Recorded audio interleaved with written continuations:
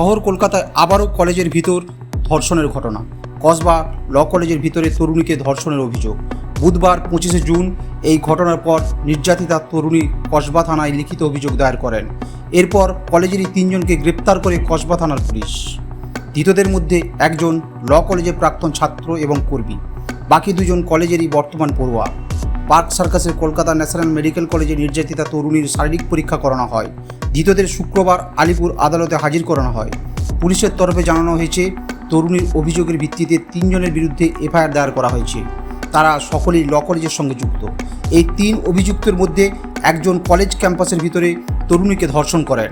25শে June সন্ধ্যা 7:30 থেকে রাত 10:50 মধ্যে এই ঘটনা ঘটেছে।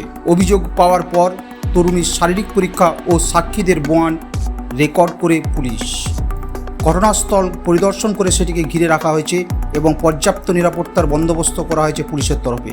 সেখান থেকে ফরেনসিক নমুনা সংগ্রহ করা হবে। সাউথ কলকাতা ল কলেজকে কেন্দ্র করে দীর্ঘদিন ধরেই তৃণমূল ক্রাইম সিন্ডিকেট চালিয়ে এসেছে। একটা অপরাধ চক্র ক্যাম্পাসের ভেতর কাজ করছে দিনের পর দিন। ডিএমসিপির মদতে পুলিশ প্রশাসন তারা নীরব ভূমিকা পালন করেছে। আরজি করের ঘটনা আমরা দেখেছি, চোখে আঙুল দিয়ে দেখিয়ে দিয়েছে যে এই রাজ্যের কোনো ক্যাম্পাসে ছাত্রীরা সুরক্ষিত নয়, নিরাপত্তাহীনতায় ভুগছে ছাত্রীরা। আমরা বারবার বলেছিলাম একই ঘটনা, গণধর্ষণের ঘটনা সাউথ কলকাতা ল কলেজের ক্যাম্পাসের ভেতরে। অভিযুক্তকে সেই টিএমসিপি নেতা যার নামে গত 10 বছরে অন্তত পক্ষে 20টা-30টা দুর্নীতির অভিযোগ, রেপ থ্রেট দেওয়ার অভিযোগ, শ্লীলতাহানির অভিযোগ। কসবা থানা জানতো না? কেন ব্যবস্থা নেওয়া হয়নি? এই ধরনের একজন ক্রিমিনাল সে কেন ক্যাম্পাসের ভেতর থাকবে? ক্যাম্পাসটা পড়াশোনার জায়গা নাকি ক্রিমিনালদের আতুরঘর তৈরি করবার জায়গা?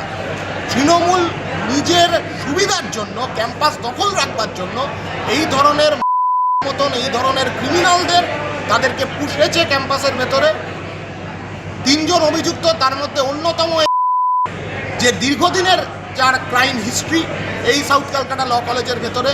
আমরা ইমিডিয়েট এই জবাব চাই যে প্রশাসন কেন দীর্ঘ 10 বছর ধরে বারংবার যখন সাউথ কলকাতা ল কলেজের একের পর এক দুর্নীতি, একের পর এক শ্লীলতাহানির ঘটনা, একের পর এক মারপিটের ঘটনা, একের পর এক বোমা বন্দুক ইত্যাদি এসব মজুত করাবার ঘটনাতে যে অভিযুক্ত ছিল তাকে কেন এতদিন পর্যন্ত তাকে ছেড়ে রাখা হয়েছিল, যাতে এই ধরনের একটা পরিণতির দিকে ক্যাম্পাসে ভেতরে একজন ছাত্রী তার জীবনের এই ধরনের একটা পরিণতির দিকে যায়। আমাদের কলেজে পিওরলি টেম্পোরারি জিবির ডাইরেকশনে একটা স্টাফ হিসেবে আছেন, তার সঙ্গে আরো 2 জন আছে।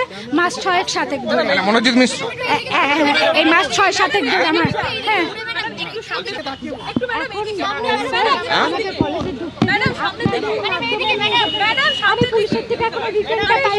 আমি পেয়ে ঘটনা না জানিয়ে না সিল সকালবেলা তো পুলিশ আমাকে জানিয়েছে সিল। আমি তো সিল কথাটা আমি তো এখনো কলেজেই ঢুকতে পারিনি। হ্যাঁ, আমার এই দেখুন জয়েন্ট ডিপিআই ম্যাডাম ফোন করেছে, পরে বেলার দিকে পুলিশ আমাকে ফোন করে জানানোর পরে ইমিডিয়েটলি আমি এখানেই থাকি। আমি আমার জিবি প্রেসিডেন্ট অশোক দেব এমএলএ, আপনারা জানেন আমি গভর্নমেন্ট অ্যাফিলিয়েটেড কলেজ। হ্যাঁ, আমার এখন পর্যন্ত আমি ভাইস প্রিন্সিপাল, সেই কারণে আমার একটা জিবির কাছে ইনফর্ম দেওয়া। ব্যুরো রিপোর্ট, লটারি সংবাদ।